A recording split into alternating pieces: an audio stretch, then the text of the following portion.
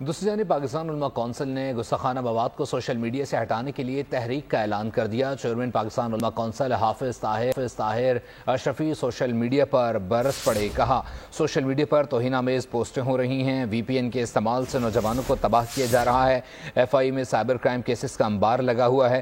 حافظ طاہر اشرفی کا کہنا تھا کہ باہر سے آنے والے توہین آمیز مواد کو ہٹانے کے لیے ہر فورم سے رجوع کر رہے ہیں۔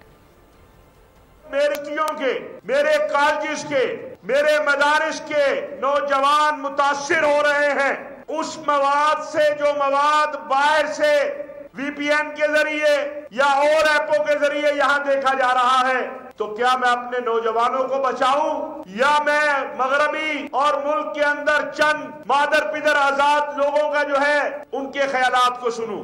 پاکستان علماء کونسل آج سے ملک گیر تحریک کا آغاز کر رہی ہے کہ پورے ملک کے اندر وہ مواد جو وی پی این کے ذریعے یا اور ایسی ایپس کے ذریعے دیکھا جاتا ہے جس کا تعلق توہین مذہب سے ہے، توہین ناموس رسالت سے ہے، دہشت گردی سے ہے، نظریہ پاکستان کے خلاف ہے، اس مواد کو بین کیا جائے۔